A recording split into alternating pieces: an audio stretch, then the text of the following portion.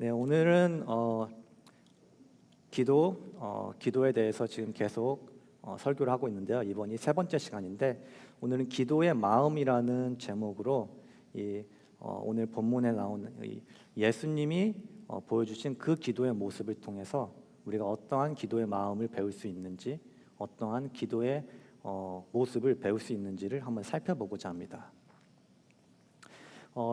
여러분은 예수님을 만나게 되면은 무엇을 물어보고 싶은가? 무엇을 예수님께 뭔가 한 가지를 배울 수 있다면은 무엇을 가르쳐 달라고 할 것인가요? 예수님이 놀라운 일들을 많이 하셨죠.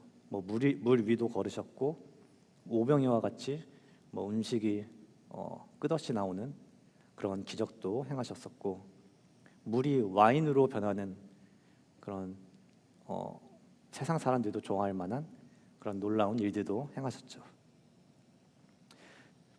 제자들은 3년 동안 예수님과 함께 동행하면서 예수님이 하시는 그런 많은 이적들을 보았고, 예수님이 많은 가르치는 그 모든 말씀도 들었습니다.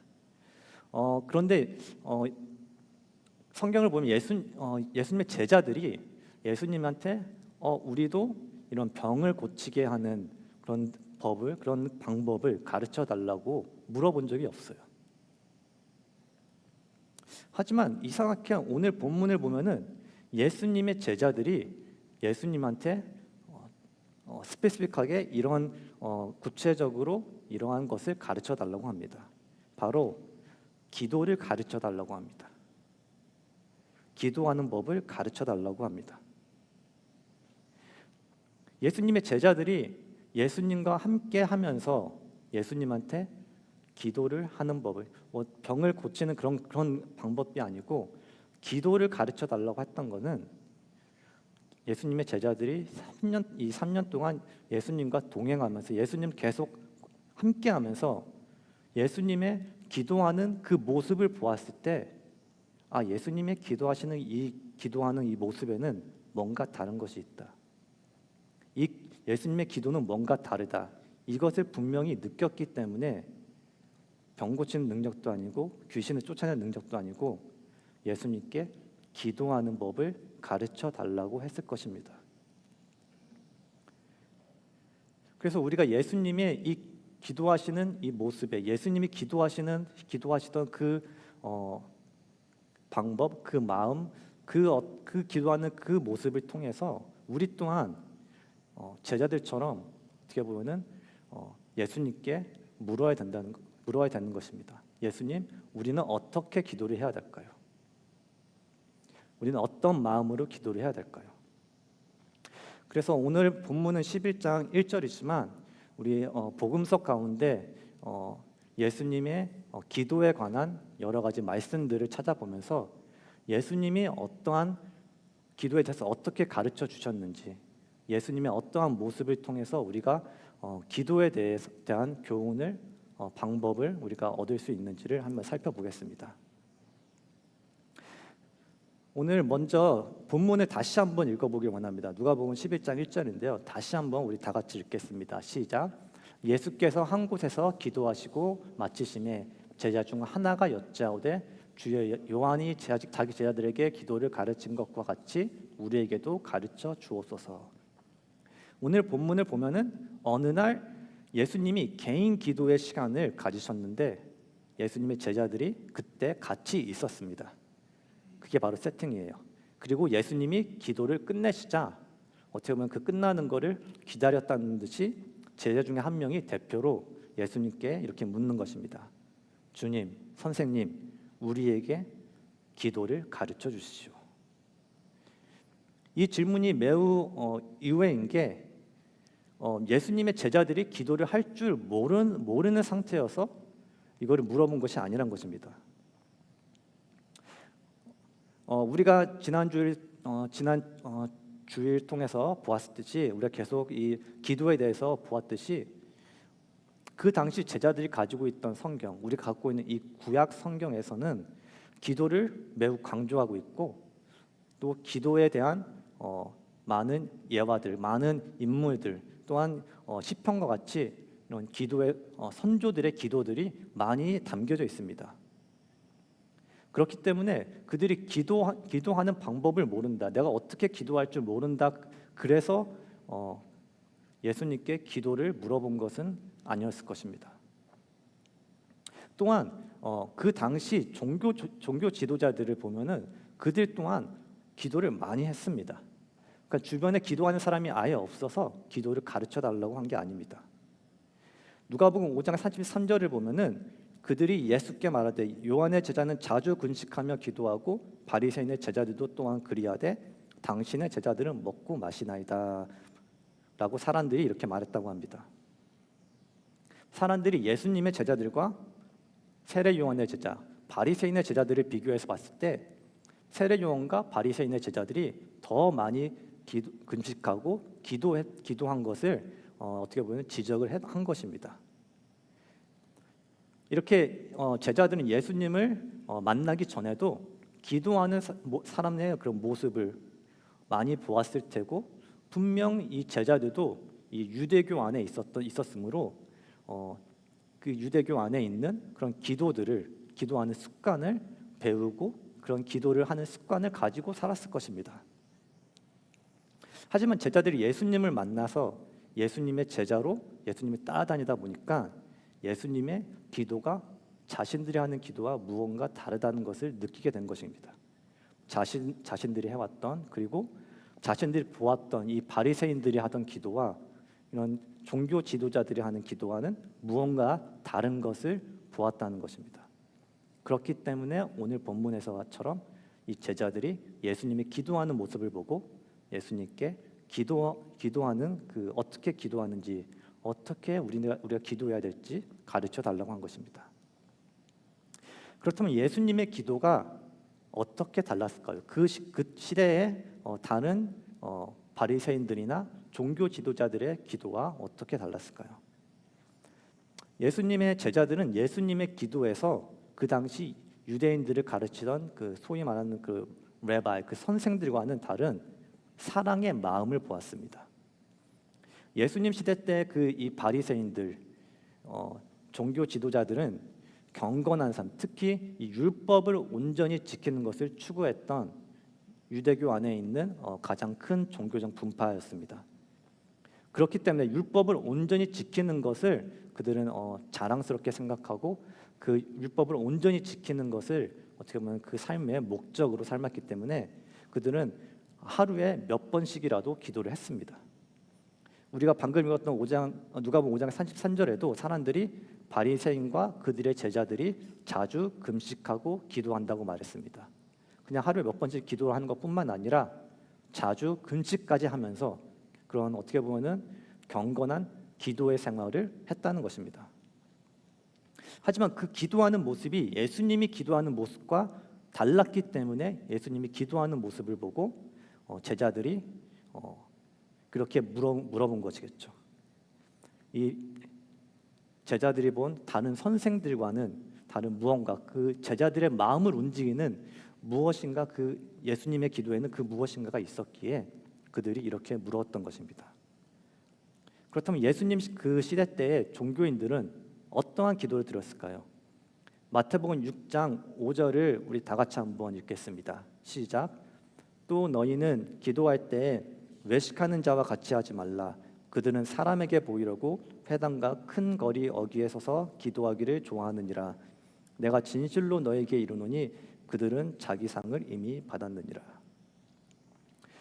종교의 역사를 보면은 이 시대 때 유대교보다 어떻게 보면은 그 기도의 스탠다드, 기도를 우선순위로 둔 종교가 없었습니다. 이들은 하나님의 선택된 백성들로 이들은 오랜 시간 전부터 하나님께 어떻게 기도해야 되는지를 알았습니다. 하지만 문제는 예수님 시대 때 와서는 그 하나님이 가르쳐준 그 기도의 방법이 변질되기 시작한 것입니다. 그 기도의 하나님께 기도하는 방법이 성경에 기록된 그 방법뿐만 아니라 그 유대교의 장로들, 즉 종교 지도자들이 그곳에 또 가르쳐준 그런 전통들을 통해서 하나둘씩 변질되기 시작했다는 것입니다. 기도가 하나의 의식이 되었다는 것입니다. 기도의 이유가 하나님께 나아오기 위해서 위해서, 하나님과 소통하기 위해서, 하나님의 음성을 듣기 위해서가 아니라 이 사람들의 기도의 이유가, 이 종교 지도자들, 이 바리새인들의 기도의 이유가 사람들에게 보이기 위한, 자기 자신이 높아지기 위해서, 하나님에 대한 사랑이 아닌 오히려 자기 자신을 사랑하는 그 마음으로 가득한 기도를 했다는 것입니다. 그렇기 때문에 그들이 사람들이 잘 보이는 곳에서만 기도를 했던 것이죠. 시장이나 회당이나 그런 사람들이 많이 보이는 곳, 내가 기도하는 것을 누군가는 봐야 되니까. 그렇기 때문에 기도의 내용도 자기 자랑으로 가득 찼습니다. 누가복음 18장 10절부터 12절을 보면 예수님이 이런 말씀하십니다. 두 사람이 기도하러 성전에 올라가니 하나는 바리새인유 하나는 세리라. 바리새인은 서서 따로 기도하여 이르되 하나님이여 나는 다른 사람들 곧 토색, 불의, 간음하는 자들과 같지 아니하고 이 세리와도 같지 아니함을 감사하나이다. 나는 일에 2번씩 금식하고 또 소득의 11조를 드리나이다 하고,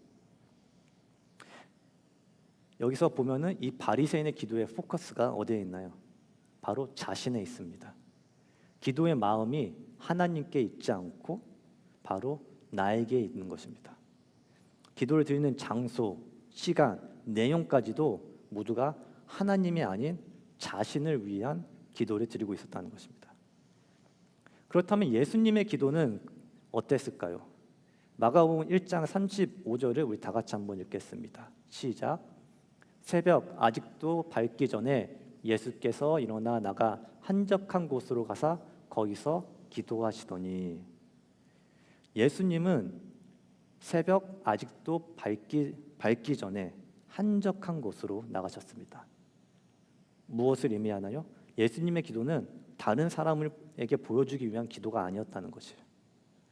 자신이 얼마나 기도하는지, 자신이 얼마나 오래 기도하는지, 자신이 다른 사람보다 얼마나 더 많이 기도하는지, 이런 것을 위한 기도가 아니었다는 것입니다.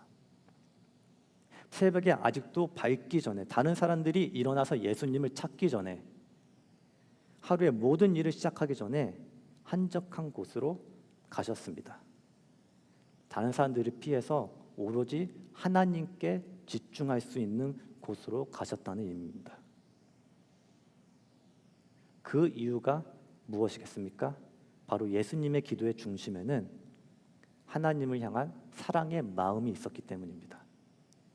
하나님을 사랑하는 그 마음이 있었기 때문에 하나님과 온전히 교제하는 그 시간, 다른 사람들이 일어나기도 전에, 다른 사람이 예수님을 찾기 전에, 다른 어떤 것도 시작하기 전에 하나님과 먼저, 내가 사랑하는 하나님과 먼저 시간을 보내겠다라는 그 마음이 예수님께 있었기 때문에 예수님이 그 새벽에 한적한 곳으로 나가신 것입니다. 이것이 바로 예수님의 기도의 시간이었습니다. 그리고 또 우리가 눈여겨볼 것은 예수님이 기도를 하신 것이 그냥 큰 일이 있을 때 뭔가 큰 일을 앞두고만 하셨던 것이 아닙니다. 예수님의 기도는, 예수님의 삶은 기도의 삶이었다는 것입니다. 누가복음 5장 16절에서도 보면은 예수는 물러가서 한적한 곳에서 기도하시니라. 예수님은 그 바쁜 일정 가운데서, 그 해야 할 일이 많은 그 모든 것들 가운데서도 시간이 나면은 한적한 곳으로 가셔서 하나님과의 교제하는 시간을 가졌습니다. 이것이 바로 그 사랑의 마음이 있기 때문에, 하나님을 향한 사랑이 있기 때문에 이렇게 예수님이 하나님과 교제하는 그 시간을 소중히 여겼다는 것이죠. 사람들이 연애를 시작하면은 아무리 비밀로 하려고 해도 티가 나게 되죠. 아는 이유가 있겠지만 그 중에서 저는 대표적인 게 바로 자꾸 둘이 있으려고 하기 때문이 아닌가 싶습니다. 굳이 안 그러도 되는 거를 둘이 뭐 같이 가야 되는 그런 뭐 길을 만들거나 같이 굳이 뭐 안 가도 되는 그 라이드를 가거나 뭐 그런 일이 계속 있다 보니까 뭐 아무리 비밀 연애 한다 해도 뭐 자꾸 티가 나는 게 되는 거죠. 바로 이것이 사랑의 마음인 것 같습니다. 누군가를 사랑하면은 함께 하고 싶은 것. 예수님과 하나님과의 관계도 그랬습니다. 삼위일체로 하나님과 완전한 사랑의 관계 가운데 예수님이 계셨기 때문에 이 땅에 인간의 몸으로 오셨을 때도 그 완전한 사랑 가운데 하나님과 함께 하셨습니다. 그 사랑의 증거가 바로 예수님의 기도인 것입니다. 아무리 사역이 많으시고 아무리 육체적으로 피곤하셔도 하나님과 함께하는 그 기도의 시간을 놓치지 않으시는 의무나 뭔가 종교 의식이 아닌 하나님만을 위한 마음으로 그 사랑의 마음으로 기도 자리로 나아가는 그 모습, 바로 이 모습이 제자들의 마음을 움직이지 않았나라는 생각이 듭니다. 이 사랑의 마음, 이 하나님을 향한 사랑, 이 아버지를 향한 사랑, 이 사랑이 여러분 또 우리의 기도를 모리베이트하는, 우리를 기도의 자리로 이끄는 마음인가요? 여러분이 기도의 자리로 나아갈 때 여러분은 이 사랑의 마음을 가지고 가고 있나요? 여러분의 기도가 사랑하는 사람과 교제하는 것과 같은 그 사랑의 시간인가요? 아니면 하루에 해야 하는 체크리스트처럼 하나 체크해야 되는 그런 태스크인가요? 아니면 식기도처럼 하지 않으면은 이제는 좀 찝찝하게 된 그런 하나의 어떻게 보면 종교 의식의 수준인가요? 매일 자기 전에 침대에서 어릴 적부터 했던 같은 내용을 반복하는 게 여러분의 기도의 전부인가요? 아무도 보지 않을 때 홀로 있는 그 시간에 하나님을 찾는 그 기도의 시간이 쉴 틈도 없이 그 바쁜 하루에 가장 먼저 생각나서 찾는 그 기도의 시간이, 그리고 쓰러질 것 같이 힘들고 지쳤을 때 그때 생각나는, 그때도 그럼에도 붙잡으려고 하는 그 기도의 시간이, 그 기도의 시간이야말로 사랑의 마음으로 하나님께 나아가는, 하나님이 기뻐하시는 그 기도의 시간인 줄로 믿습니다. 두 번째로 우리가 봐야 될 것은 예수님이 제자들에게 가르쳐준 그 기도는 바로 자녀의 마음으로 나아가는 기도인 것입니다. 제자들이 예수님께 기도를 가르쳐달라고 했을 때 예수님은 이렇게 대답하십니다. 누가복음 11장 2절 앞부분을 보면은 예수께서 이르시되 너희는 기도할 때 이렇게 하라. 아버지여. 이 아버지여, 이 기도의 시작을 간단히 아버지라고 부르면서 시작하라고 가르쳐 주십니다. 이 누가복음 11장을 보면 이제 우리가 잘 알고 있는 주기도문이 나오는데요. 이 주기도문이야말로 예수님이 이렇게 기도를 하라고 가르쳐 주신 기도의 가이드죠. 이 기도를, 이 주기도문을 예수님이 하신 기도는 아닙니다. 왜냐하면 예수님은 죄가 없으신 분이시기 때문에 자신의 죄를 위해서 기도할 필요는 없으셨죠. 이 주기도문은 우리를 위해서 주시는 가이드라인입니다. 지금 이 주기도문을 모두 다 들어가기에는 이 주기도문 또한 너무 귀한 내용이라서 그 모든 것을 나눌 수는 없고, 이 기도에 시작할 때 이 부르는 이 아버지라는 단어를 통해서 이 자녀의 마음, 예수님이 가르쳐준 그 자녀의 마음을 조금 보고자 합니다. 이 단어, 이 아버지라고 부르면서 시작하는 이 기도의 그 임팩트를 현재를 살고 있는 우리는 잘 느끼지 못할 것입니다. 왜냐하면 우리는 이미 기도를 배울 때부터, 교회에서 배울 때부터 하나님을 아버지라고 부르면서 기도하라고 배웠기 때문에 이 하나님을 아버지라고 부른다는 것의 의미를 쉽게 생각할 때가 많습니다. 하지만 예수님 시대 때 유대인들은 하나님을 아버지라고 절대 부르지 않았습니다. 구약 성경에서 하나님의 이름이 수많은 이제 하나님의 이름들이 나오고 또 하나님을 부르는 그런 이름들이 나오는데 하나님이 아버지로 일컬어진 적은 모든 구약에 통해서 10번밖에 안 됩니다. 그리고 그 10번도 모두 다 하나님과의 그 이스라엘이란 나라의 관계 가운데서 하나님의 이스라엘의 나라의 아버지가 되시는 그 관계를 나타나기 위해서 그 아버지라고 불렀지, 구약에서 절대로 기도하는 개개인의 기도 가운데 하나님을 아버지라 부르면서 기도한 사람이 없었습니다. 그렇기 때문에 예수님의 제자들은 분명 그들이 지금까지 살면서 기도를 하면서 하나님을 아버지라고 부르는 사람을 본 적이 없었을 것입니다. 그래서 예수님이 하나님을 아버지라고 부르면서 기도하는 것은 그 시대에는 또 제자들에게는 매우 놀라운 혁신적인 기도였습니다.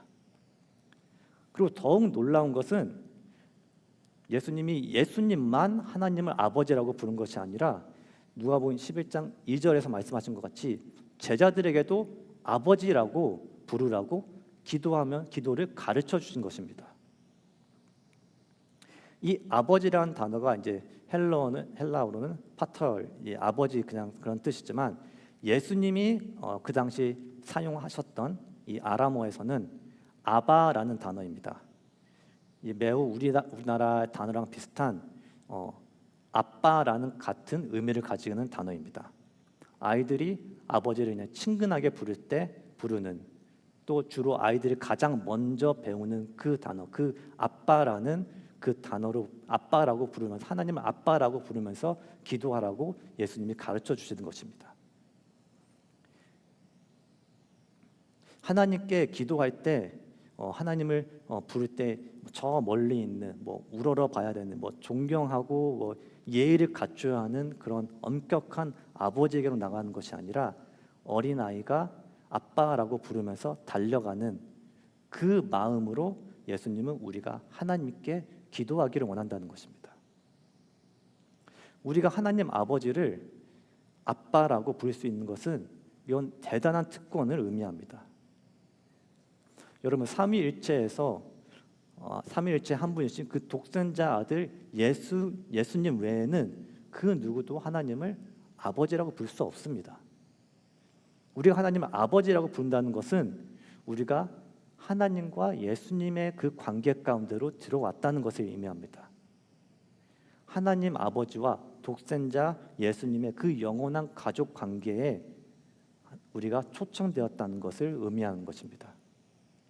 그것뿐만 아니라 우리가 이 하나님을 아버지라고 부를 수 있다는 것은 하나님의 신성한 성품에 참여하게 됐다는 것을 의미합니다.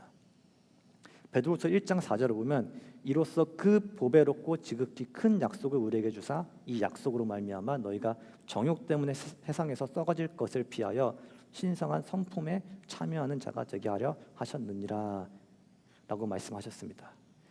그렇기에 하나님을 아버지라고 부를 수 있다는 것은 이것은 구원받은 자들만이 갖고 있는 특권입니다. 오직 예수 그리스도를 나의 구세주로 고백한 자들만이 이 하나님을 아버지라고 부를 수 있는 자녀가 되는 권세를 주셨습니다. 여러분, 이 자녀의 특권을 가볍게 생각하지 마시길 바랍니다. 하나님이 우리 아버지가 되시고 우리가 하나님의 자녀가 된 것이 우리가 드리는 모든 기도의 파운데이션입니다. 이것 위에 우리의 기도가 쌓여지는 것입니다.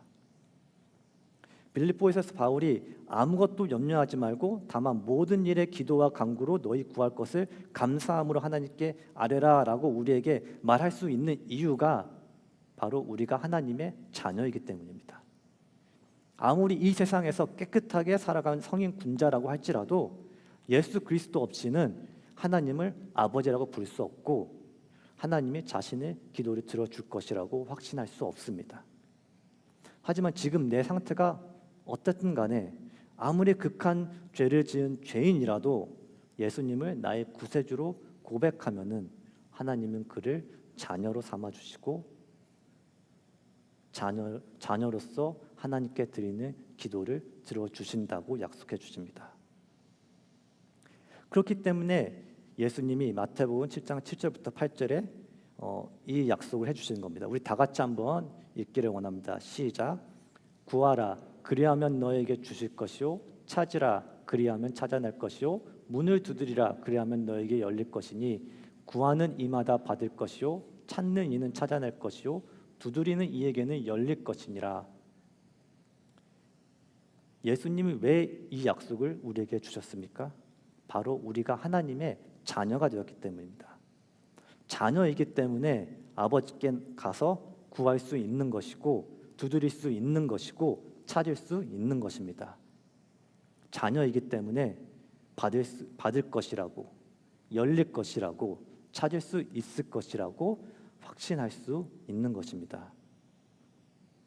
여러분 이 자녀의 마음을 절대로 잊지 말기를 바랍니다. 여러분이 기도할 때 예수님은 이 자녀의 마음으로 아빠한테 구하듯이 기도하라고 말하십니다. 이 말은 기도할 때 응답받을 것을 기대하면서 기도하라는 것입니다. 그 응답이 더디더라도 계속 기도하라는 것입니다. 우리가 자녀이고 하나님은 우리의 아버지가 되시기 때문에 우리는 그렇게 해도 된다는 것입니다.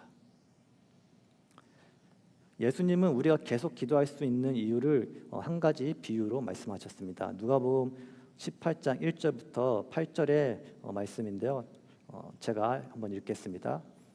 예수께서 그들에게 항상 기도하고 낙심하지 말아야 할 것을 비유로 말씀하여 이르시되 어떤 도시에 하나님을 두려워하지 않고 사람을 무시하는 한 재판장이 있는데 그 도시에 한 과부가 있어 자주 그에게 가서 내 원수에 대한 나의 원한을 풀어주소서 하되 그가 얼마 동안 듣지 아니하다가 후에 속으로 생각하되 내가 하나님을 두려워하지 않고 사람을 무시하나 이 과부가 나를 번거롭게 하니 내가 그 원한을 풀어주리라. 그렇지 않으면 늘 와서 나를 괴롭게 하리라 하였느니라. 주께서 또 이르시되 불의한 재판장이 말한 것을 들으라. 하물며 하나님께서 그 밤낮 부르짖는 택하신 자들의 원한을 풀어주지 아니하시겠느냐. 그들에게 오래 참으시겠느냐. 내가 너에게 이르노니 속히 그 원한을 풀어주시리라. 우리가 항상 기도하고 낙심하지 말아야 할 이유는 우리는 이 세상의 악한 재판장에게 나가서 조르는 것이 아닙니다. 우리는 아버지에게 아빠 아버지에게 구하기 때문입니다. 무엇인가 간절히 구하는 것이 있을 때 필요한 것이 있을 때 어떻게 보면 때를 쓰면서 우리가 구할 수 있는 이유가 바로 이 자녀의 특권이 우리에게 있기 때문입니다. 여러분 모두 다 이러한 경험이 있지 않나요? 어렸을 때 원했던 장난감이나 원했던 것이 있을 때 어느 분은 슈퍼마켓에서 바닥에서 땡깡을 풀어본 사람들도 있겠죠. 하지만 이러한 부모님에게 매일매일 조르는 듯한 이러한 기도도 하나님이 해도 괜찮다고 말씀하십니다. 왜냐하면 우리는 하나님의 자녀이니까. 그래서 이 자녀의 마음으로 예수님은 우리가 항상 기도하기를 원하는 것입니다. 이 자녀의 마음을 기도한다는 것은 또한 연약한 마음으로 기도하는 것입니다. 자녀의 마음은 어린 아이의 마음입니다. 다 큰 자녀의 마음이 아니라 어린 아이의 마음입니다. 자신의 힘으로는 할 수 있는 것이 없는, 부모의 도움 없이는 살아갈 수 없는 어린 아이의 마음으로 기도하는 것입니다. 우리가 아까 봤던 바리새인의 기도는 자신만만한 기도였습니다. 부족함은 전혀 느껴지지 않는 그러한 기도였습니다. 하지만 예수님이 우리에게 가르쳐 주신 기도의 마음은 어린아이와 같이 아버지를 간절히 바라보는 기도입니다. 우리가 봤던 그 바리새인의 기도를 우리가 다시 한번 보길 원하는데요. 9절부터 제가 다시 한번 읽겠습니다. 또 자기를 이뤘다고 믿고 다른 사람을 멸시하지 않는 자들에게 이 비유로 말씀하시되 두 사람이 기도하러 성전에 올라가니 하나는 바리새인이요 하나는 세리라. 바리새인은 서서 따로 기도하여 이르되 하나님이여 나는 다른 사람들 곧 토색 불이 간음하는 자들과 같지 아니하고 이 세리와도 같지 아니함을 감사하니이다. 나는 일에 2번씩 근식하고 또 소득의 11조를 드리나이다 하고, 여기서부터 중요하죠. 세리는 멀리 서서 감히 눈을 들어 하늘을 쳐다보지도 못하고 다만 가슴을 치며 이르되 하나님이여 불쌍히 여기소서 나는 죄인이로소이다 하였느니라. 여러분, 어린아이의 마음, 자녀의 마음으로 하는 기도가 세리와 같은 기도입니다. 하나님께 나를 불쌍히 여겨달라고 전적으로 하나님만 의지하는 기도입니다. 내 스스로 나의 필요한 것을 채울 수가 없어서 내 스스로 나의 이 죄들, 이 영적인 이 연약함들을, 이것을 어찌할 수가 없어서 한순간도 나 혼자는 살 수 없기 때문에, 그러한 연약한 어린 아이와 같기 때문에 아버지만을 부르짖는 이 마음으로 하는 기도가 바로 자녀의 마음으로 하는 기도입니다. 여러분은 이러한 자녀의 마음으로 기도를 하고 있습니까? 아버지에게, 아니 아빠에게 나아가듯이 그런 기쁜 마음으로 하나님께 기도로 나가고 있습니까? 아니면 거리에 지나가는 모르는 사람에게 부탁하듯이 정중히, 어떻게 보면 거절당할 것을 예상하면서 그런 기도를 드리고 있습니까?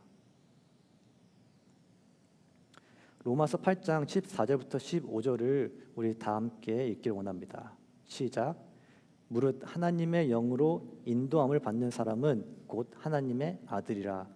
너희는 다시 무서워하는 종의 영을 받지 아니하고 양자의 영을 받았으므로 우리가 아빠 아버지라고 부르짖느니라.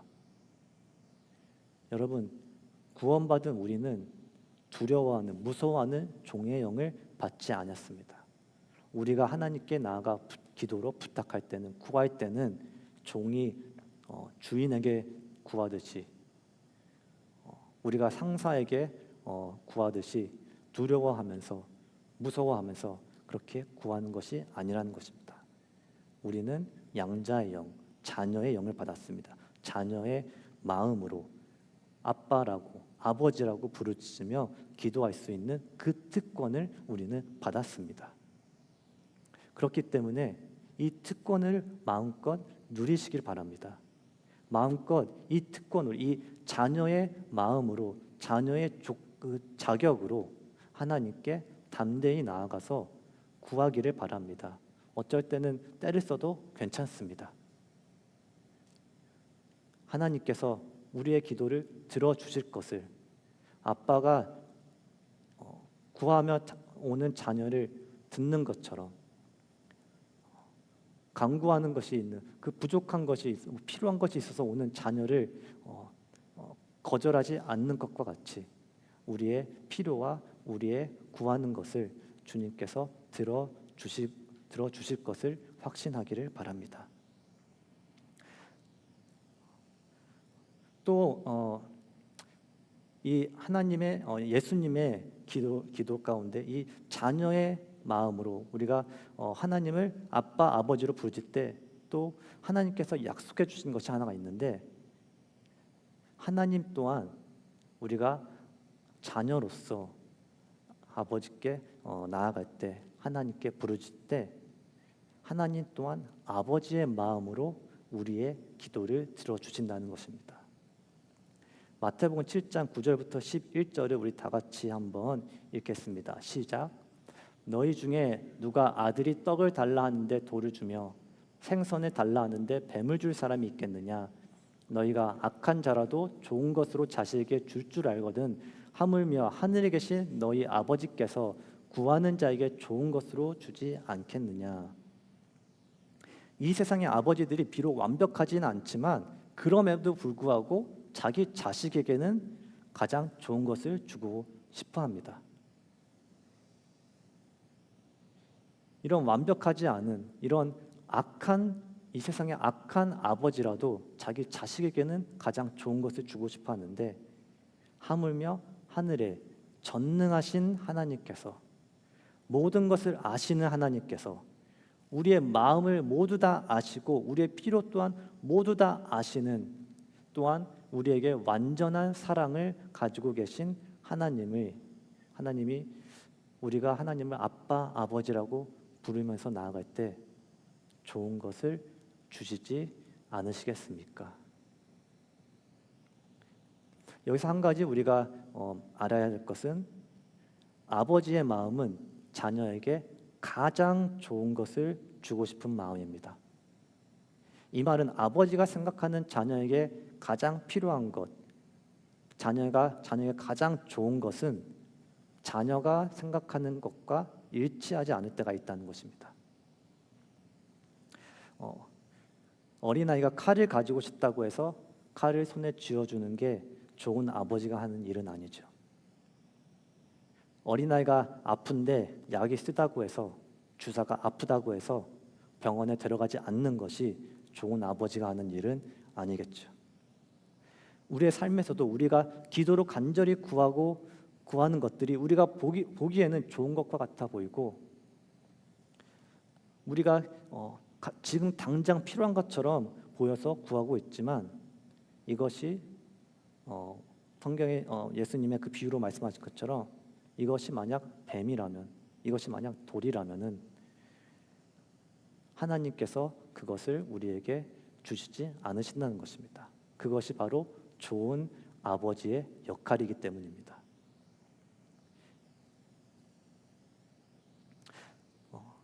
여러분의 삶 가운데서 기도로 간절히 구했지만 응답을 받지 못한 적들, 그런 경험들이 모두 다 있으실 줄 압니다. 그것으로 인해서 낙심하셨던 적도 있고, 이 응답이 안 돼서 기도를 멈추신 분들도 분명 있을 것입니다. 하지만 오늘 말씀을 통해서 기억하시길 원하는 것은 이 아버지의 마음을 기억하시길 원합니다. 응답이 안 된 이 기도 가운데서도, 아직도 그 응답을 기다리고 있는 이 상황 가운데서도 여전히 하나님은 아버지의 기도로 여러분의 기도를 듣고 계시고, 또 하나님의 그 좋으신 그 뜻으로, 아버지의 그 좋은 아버지의 그 마음으로 응답을 해주고 계십니다. 하나님의 선하심을 믿기를 바랍니다. 하나님의 인자하심을 믿기를 바랍니다. 하나님이 좋은 아버지이신 것을 믿기를 바랍니다. 그래서 이 하나님의 마음, 이 아버지의 마음을 믿고 다시 한번 기도의 자리로, 자녀의 마음을 가지고 다시 한번 아버지께로 나아가게 되기를 바랍니다. 여러분, 이 크리스찬 삶 가운데, 우리 기독교인 삶 가운데 기도가 특별한 자리를 차지하는 것은, 이 기도는 참된 그리스도인만이 할 수 있는 행동이기 때문입니다. 하나님을 믿지 않는 사람도 성경을 읽을 수 있습니다. 성경을 오히려 하나님을 믿지 않지만 저나 여러분보다 더 많이 성경을 읽은 사람들도 분명히 있습니다. 그리고 예수님을 그리스도로 인정하지 않아도 성경에 대해 연구하고 성경에 대해 공부해서 성경이 말하는 예수님이 누구인지, 하나님이 누구신지 그렇게 공부도 할 수 있습니다. 믿음이 없어도 교회 사역도 할 수 있고 심지어 설교도 할 수 있습니다. 하지만 기도는, 이 기도의 마음이 없이는, 우리가 본 것처럼 이 사랑의 마음이 없이는, 이 자녀의 마음이 없이는, 이 하나님을 아버지라고 부르는 이 마음이 없이는 온전한 기도는 할 수가 없습니다. 1분, 2분 기도하는 신용은 할 수 있겠죠. 하지만 30분, 40분, 1시간, 2시간 밤을 새서 하는 이 기도, 이런 기도는 오직 믿음의 사람만이, 이 기도의 마음을 가진 사람만이 할 수 있다는 것입니다. 그렇기 때문에 어떻게 보면은 여러분이 지금 하고 있는 그 기도의 모습이 여러분이 하나님을 얼마나 사랑하는지, 여러분의 믿음의 어떻게 보면은 현시점을 보여주고 있는 것이기도 합니다. 여러분은 어떤 마음으로 기도하고 있습니까? 여러분의 기도 생활은 하나님의 향한 여러분의 마음을 지금 어떻게 보여주고 계신가요? 일주일이라는 시간 가운데 얼마나 하나님을 사랑해서 하나님 앞으로 나아가고 있고, 얼마나 자녀로서 하나님이 좋아서 아빠, 아버지라고 부르면서 하나님께 나아가고 있습니까?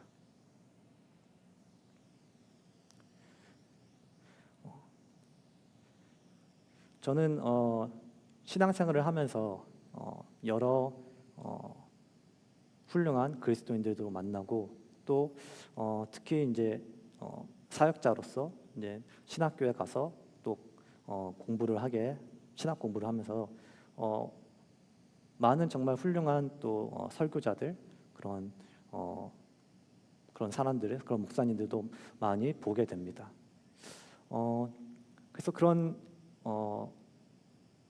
정말 훌륭한 그런 설교자들이 굉장히 많아요. 그래서 정말 이런 설교할 수 있으면 얼마나 좋을까라는 생각도 하지만, 제가 항상 저희 삶 가운데 가장 닮고 싶은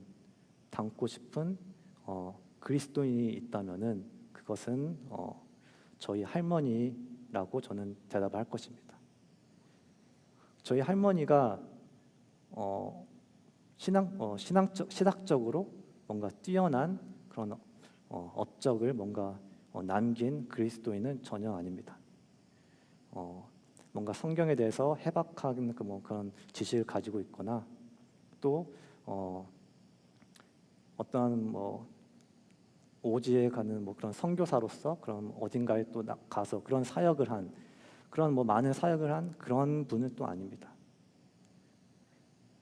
하지만 저희 할머니는 제가 직접 옆에서 본 기독교인 중에서 가장 많이 기도하는 그리스도인이라고 저는 생각이 듭니다. 제가 기억하는 할머니의 하루는 이랬어요. 아침에 새벽 기도를 갔다 오세요.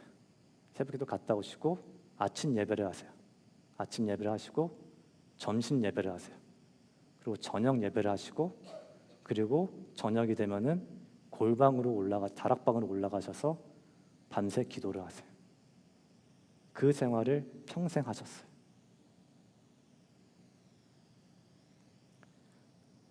분명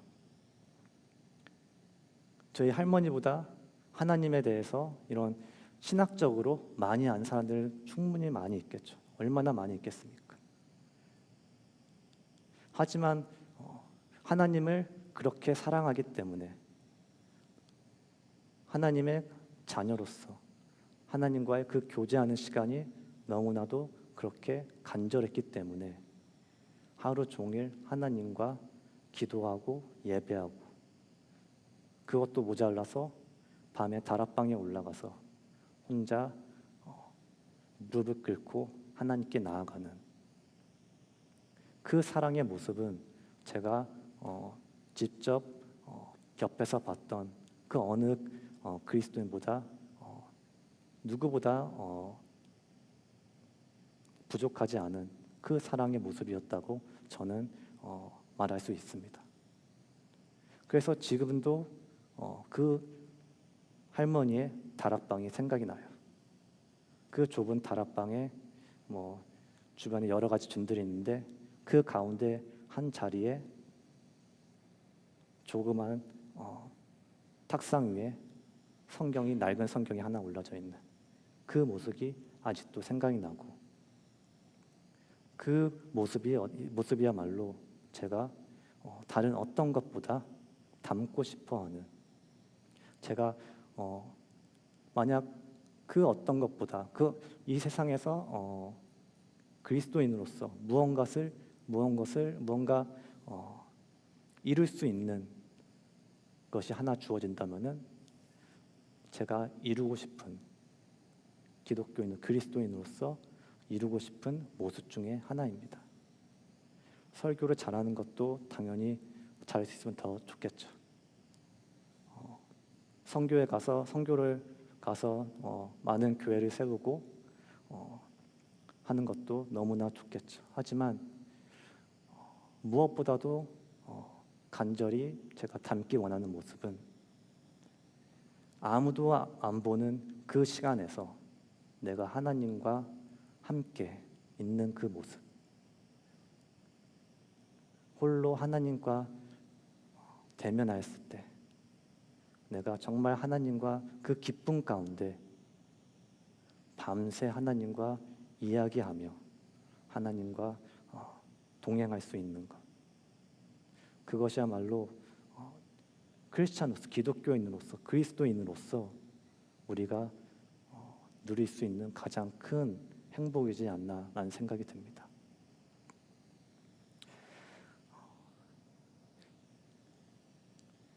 이 마음이 어떻게 보면은 기도의 이 마음이 우리가 가져야 될 마음이고, 우리가 정말 이 마음을 위해서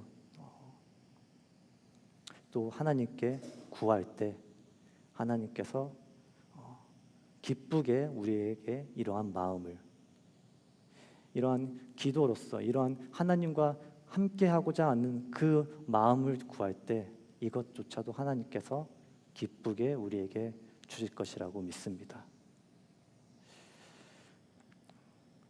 오늘 이 찬양을 하길 원하는데요. 이 모든 걸음 대신에라는 찬양입니다.